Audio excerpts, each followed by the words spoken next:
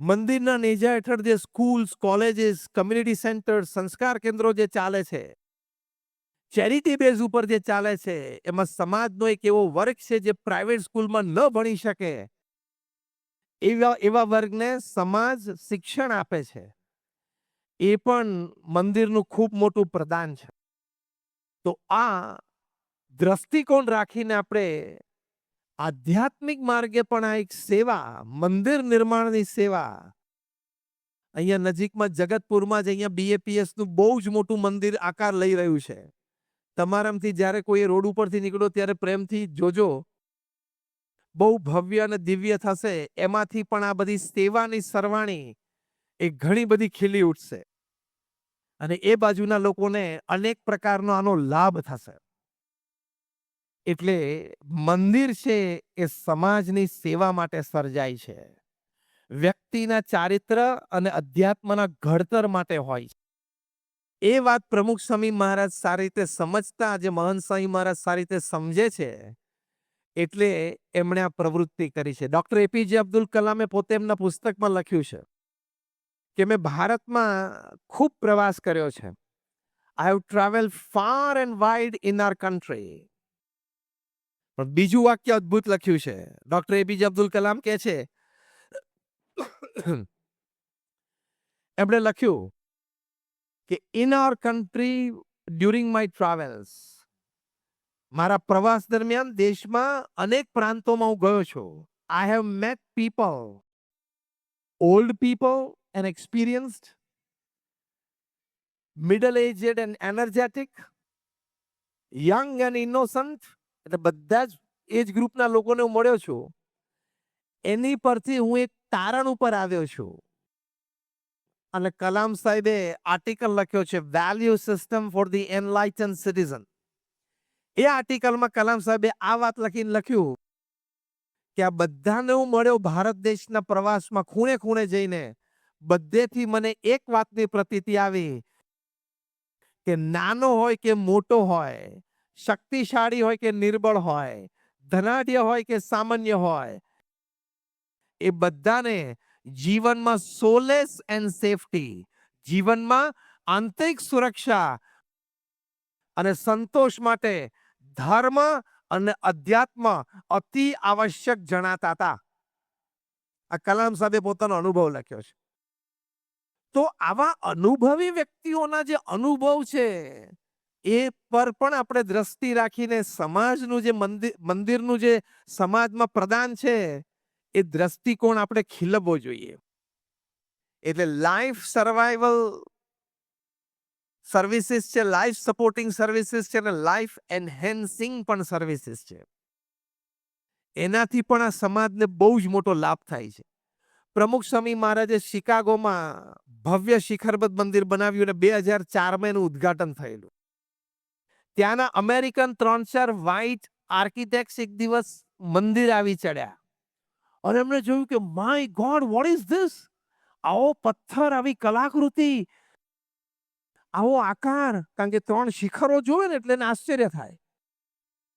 એને જઈને AIA, American institute of architects, એમાં જઈને વાત કરી કે આપણે આ જોવા જવું જોઈએ.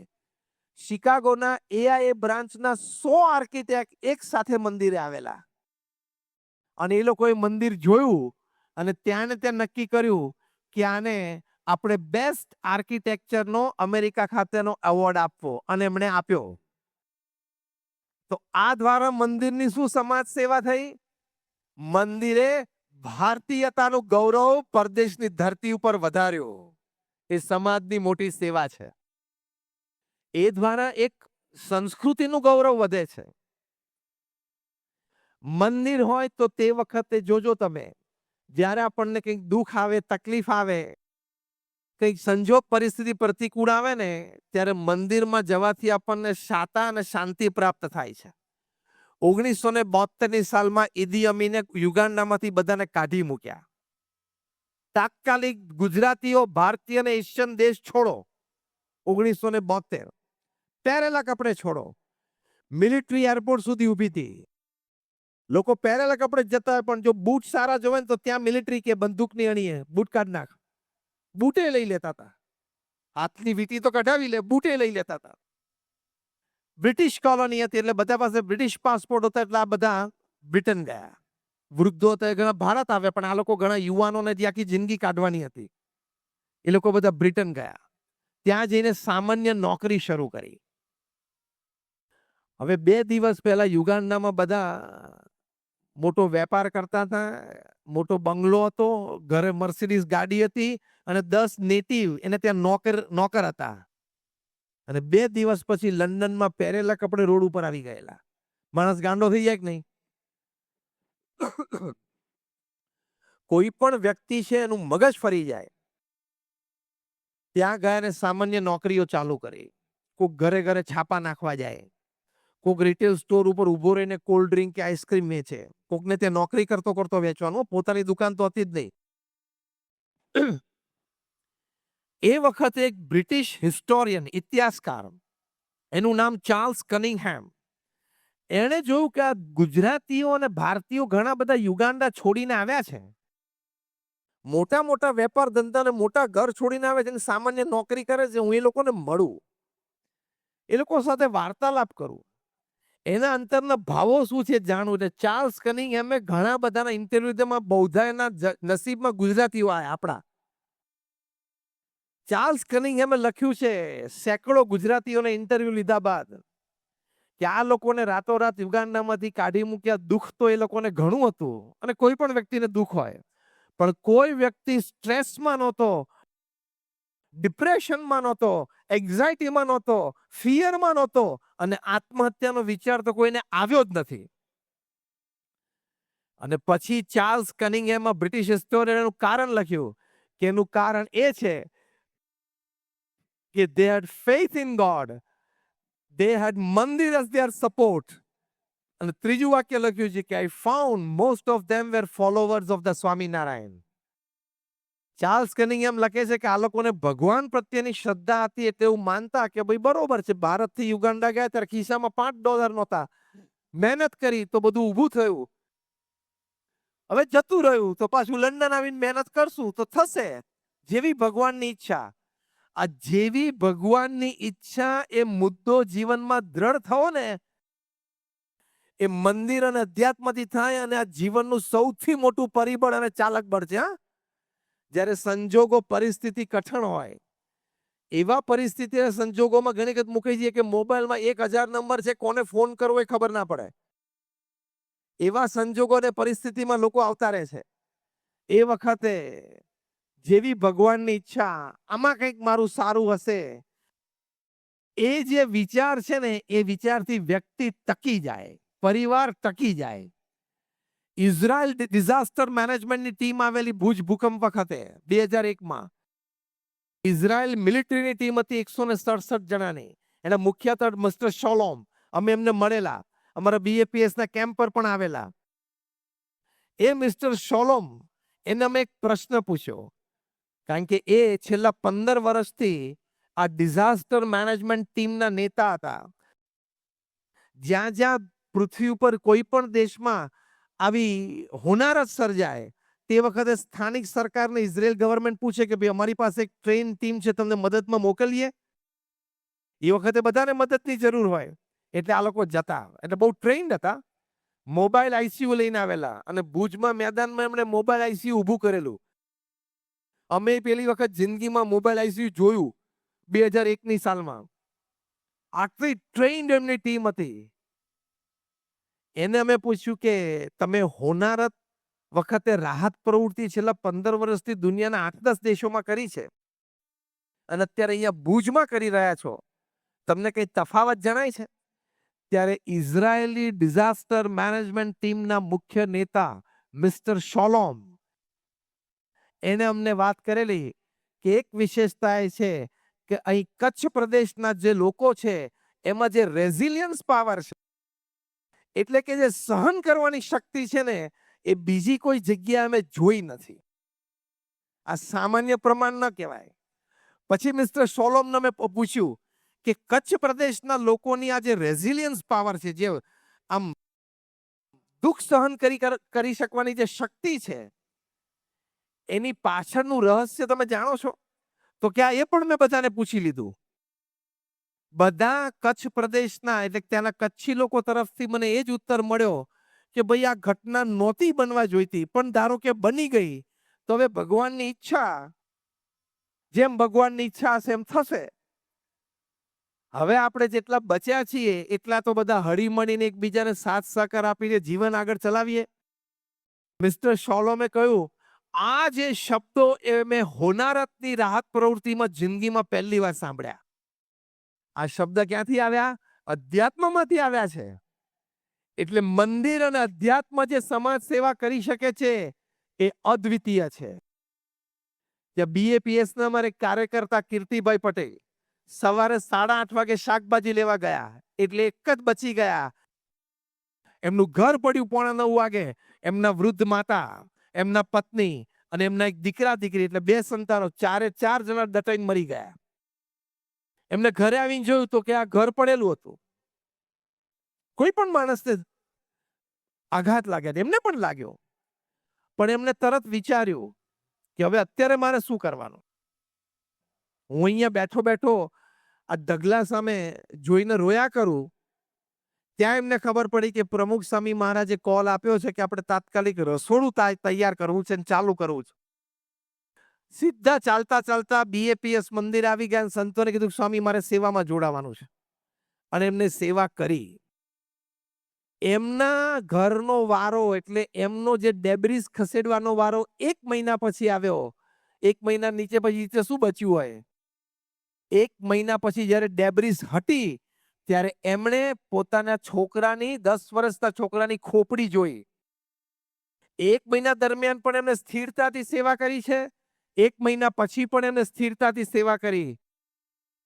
એક કીર્તિભાઈ પટેલનો જ્યારે ઇન્ટરવ્યુ લેવામાં તેમને પૂછ્યું કે સ્વામી આઘાત તો બહુ મોટો હતો, જીરવા એવો નહોતો, પણ હવે જેવી ભગવાનની ઈચ્છા, બીજું તો આપણે શું કરી શકીએ. પણ મેં એ વિચાર કર્યો કે અત્યારે હવે હું એક બચ્યો છું. જેટલા પણ અમે બચ્યા છીએ, આપણે બચ્યા છીએ એની માટે તો કંઈક કરીએ. એટલે હું ત્યાં સેવામાં જોડી ગયો. આ રેઝિલિયન્સ પાવર છે ને એ અધ્યાત્મ વગર શક્ય જ નથી. આ આંતરિક તાકાત એ અધ્યાત્મ વગર શક્ય જ નથી.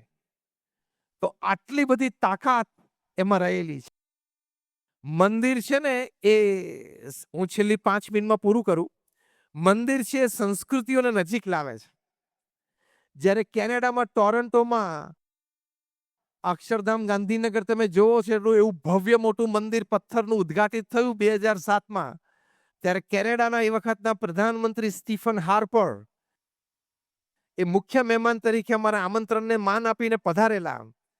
એમના પ્રવચનમાં Stephen Harper as prime minister of Canada બોલેલા કે ધીસ મંદિર will bring the two cultures together. Indians will be able to know Canada better. Canada will be able to know Indians better. કે આ મંદિર છે એનાથી ભારતીયો અને કેનેડિયન વચ્ચે એકબીજાને સંસ્કૃતિને સમજવાની, એકબીજાને સ્વીકારવાની એ દ્રષ્ટિકોણ એ વધારે શુદ્ધ અને પવિત્ર થશે. તો મંદિરથી આટલા બધા મોટા લાભ છે. મેં તમને અનેક દ્રષ્ટિકોણથી આ વાત કરી. છેલ્લો એક પ્રસંગ કહું. સ્વામિનારાયણ અક્ષરધામ દિલ્હી તમે જોયું હશે. રેઝ યોર હેન્ડ્સ જેને દિલ્હીમાં અક્ષરધામ જોયું. ઓહો, બધાએ જોયું છે. ત્યાં શિશિર બજાજ આવેલા. બજાજ કંપનીના માલિક અને અહીંયા બેઠેલા બધાએ જુવાનીમાં બજાજ સ્કૂટર ફેરવ્યું હશે. હા કે ના? એના માલિક શિશિર બજાજ આવેલા. અક્ષરધામના કેમ્પસમાં એ ફર્યા. એમને ખૂબ આનંદની અનુભૂતિ થઈ, ખૂબ શાંતિની અનુભૂતિ થઈ. એમણે કહ્યું ધ એટમોસ્ફિયર હિયર, જે અહીંયા વાતાવરણ છે ને એમાં મને બહુ શાંતિની અનુભૂતિ થાય.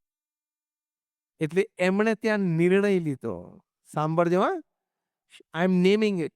Shishir Bajaj, MD and CEO of Bajaj, એમણે દિલ્હી સ્વામિનારાયણ અક્ષરધામના કેમ્પસમાં એવો એક નિર્ણય લીધો કે મારા બધા મેન્યુફેક્ચરિંગ યુનિટમાં મારે એક મંદિર બનાવવું અને મારા કર્મચારીઓને આગ્રહપૂર્વક કહેવું કે તમે કામે ચડો એ પહેલા મંદિરે દર્શન કરીને કામે ચડજો.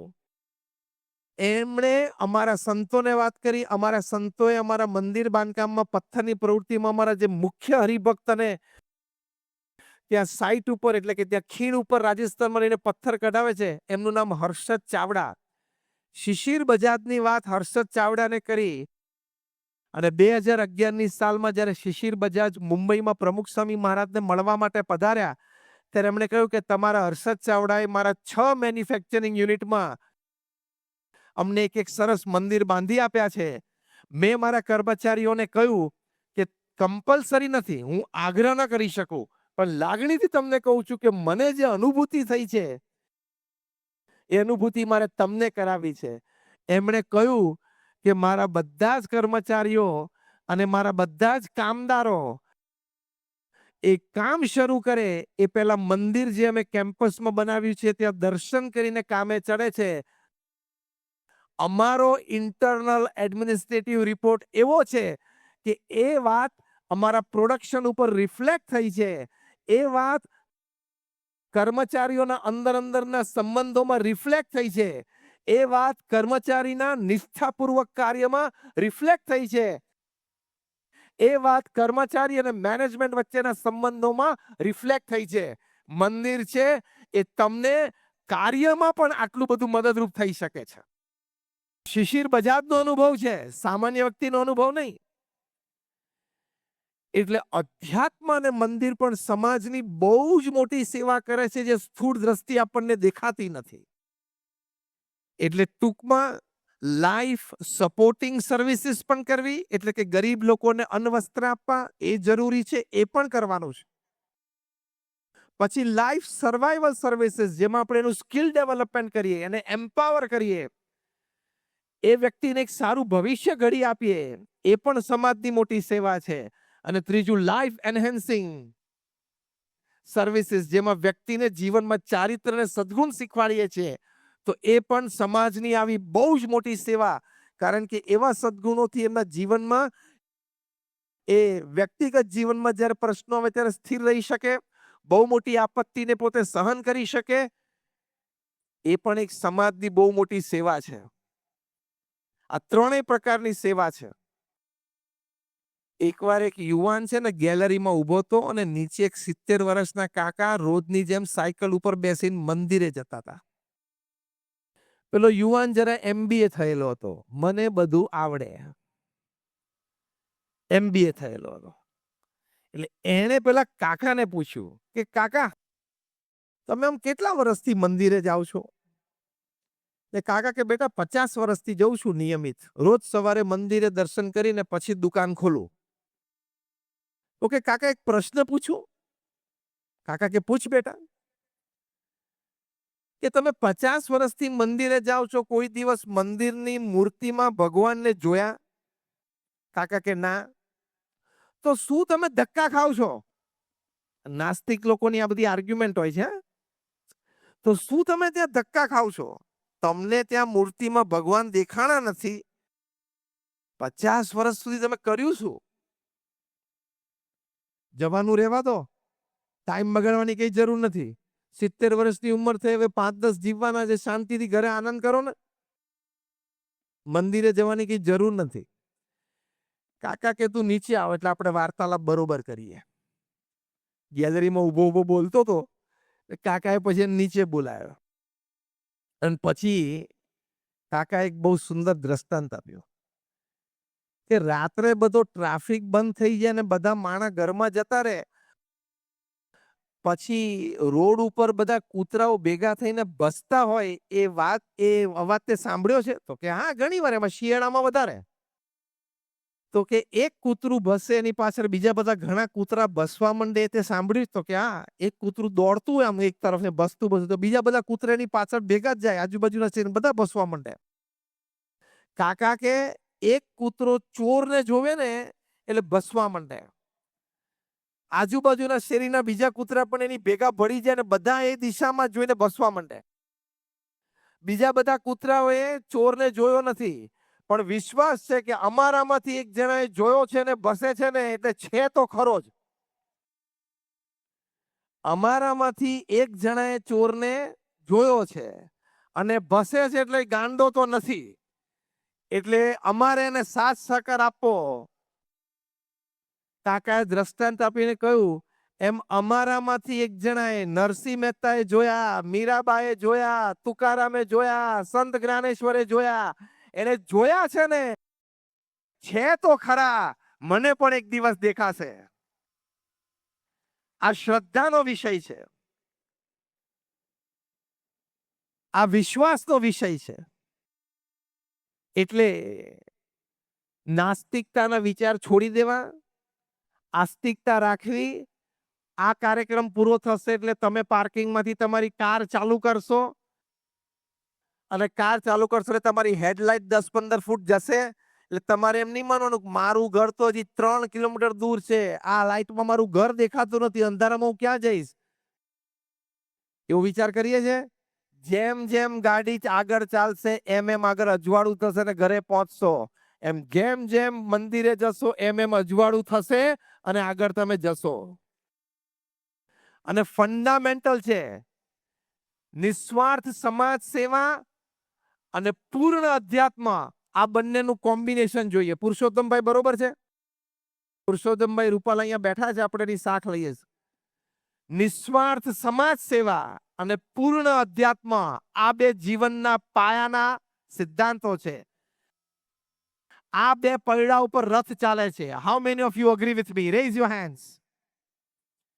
એટલે નિસ્વાર્થ સમાજ સેવા પણ કરવાની અને એબ્સોલ્યુટ સ્પિરિચ્યુઆલિટી પણ રાખવાની. એટલે ફંડામેન્ટલ્સ ને કોઈ દિવસ પ્રશ્ન નહીં પૂછવાના, પદ્ધતિને પૂછવાના, સિદ્ધાંતને નહીં પૂછવાના. આપણે બધા ક્રિકેટ રમ્યા છીએ, હા કે ના? બધા રમ્યા છીએ ને? તમારામાંથી કોઈ ક્રિકેટની પીચ ઉપર જઈને દોઢ દાયો થયો છે કે આ 3 સ્ટમ્પ કેમ 2 નહીં ને કેમ 4 નહીં? આ 3 સ્ટમ્પ નક્કી કરવાની ઓથોરિટી જે તે વ્યક્તિને કોણે આપી? એને 3 સ્ટમ્પ નક્કી કર્યા પછી એ એક્સેપ્ટન્સ કમિટી કઈ હતી? એ 3 સ્ટમ્પનું એને સજેશન કર્યું ને એક્સેપ્ટન્સ કમિટીમાં કોણે કોણે સહી કરી?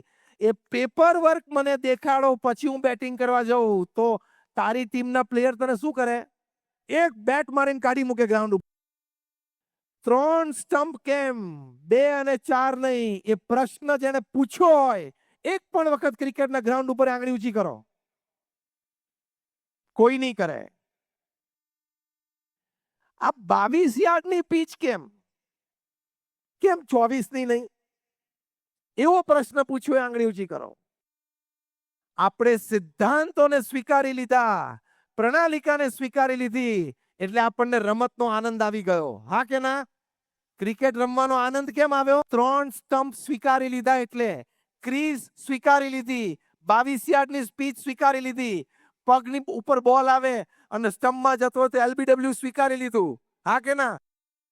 આ બધા સિદ્ધાંતો મૂળભૂત સ્વીકારી લીધા ને એટલે રમત રમવાનો આનંદ આવી ગયો. એમ નિસ્વાર્થ સમાજ સેવા, ભગવાનનું અસ્તિત્વમાં શ્રદ્ધા, ભગવાનના કરતાપણામાં શ્રદ્ધા, એ સિદ્ધાંત સ્વીકારી લો એટલે જેમ ક્રિકેટ રમવાની મજા આવે એમ જીવન જીવવાની પણ મજા આવે. જીવનમાં એક વસ્તુ યાદ રાખવી, સિદ્ધાંત અને પ્રશ્ન ન પૂછો. આપણે નાના હતા ત્યારે ABCD કોણે બનાવી પ્રશ્ન પૂછેલો? ચલો એ વખતે બુદ્ધિ નથી, હવે તો બુદ્ધિ છે ને તારામાં? પૂછ. ABCD કખ ગઘ કોણે બનાવ્યો? એને ઓથોરિટી કોને આપી? એને કખ ગઘ ABCD આવી રીતે બનાવીને એ આવી રીતે લખવાનો, એ કોણે નક્કી કર્યો? એની એક્સેપ્ટન્સ કમિટી કઈ હતી? એને સિગ્નેચર કોણે કોણે કરી છે? ત્યાં તો તું દોઢ ડાયો થતો નથી અને અહીં દોઢ થાય. ભગવાનને કોણે જોયા છે? અને પાછો પાનના ગલ્લા ઉપર પાન પિચકારી મારતો મારતો બોલે, I am a student of science. Student of science શું? તું 3 ટ્રાયલ તો BSc થયો છું. અને તું જેની થિયરી ભણીને BSc થયો, આર્કિમિડીઝ, પાસ્કલ, ન્યૂટન, આલ્બર્ટ આઇન્સ્ટીન, આ બધા મહાન વૈજ્ઞાનિકો જેને 200 થી વધારે રિસર્ચ કરીને ડિસ્કવરીઝ અને ઇન્વેન્શન્સ આપી છે, એ બધાએ ભગવાનમાં કઈ કક્ષાની શ્રદ્ધા રાખી છે ખબર છે? એ તો તને ખબર નથી. અને એ જ વૈજ્ઞાનિકોની 2 થિયરી ભણીને પાનના ગલે પિચકારી, I don't believe in God. તારું કેટેગરી જ નથી, તારી કોઈ લાયકાત જ નથી આ વાક્ય બોલવાની. કારણ કે તું બીએસસી પાછો 3 ટ્રાયલે થયો છે. એટલે આવી નાસ્તિકતા મૂળભૂત સિદ્ધાંતો પ્રત્યે તમે રાખશો. બેયની વાત કરું છું. નિસ્વાર્થ સમાજ સેવા અને અધ્યાત્મ. એ બંનેમાં ફંડામેન્ટલ ક્વેશ્ચન નહીં પૂછવાના. એ સ્વીકારી લેવાનું, તો જ જીવનમાં આનંદ આવશે. It is as simple as that. તો આ 3 દિવસનો આપણે આ સુંદર કાર્યક્રમ થયો.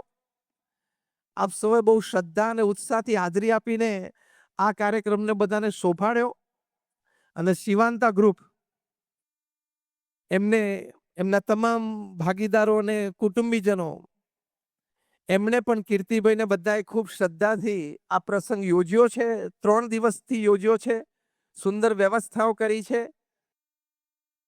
આપણે બધાને સગવડની ખૂબ સુંદર વ્યવસ્થાઓ છે. એટલે આપણે કીર્તિભાઈ અને શિવાંતા ગ્રુપના તમામને ખૂબ ખૂબ અભિનંદન પાઠવીએ છીએ. અને પ્રાર્થના કરીએ છીએ કે એમના જીવનમાં, કાર્યમાં બધી રીતે સફળતા રહે. એમના પરિવારમાં સુખ શાંતિ આનંદ હંમેશા રહે. અને આ 3 દિવસની વાતો પણ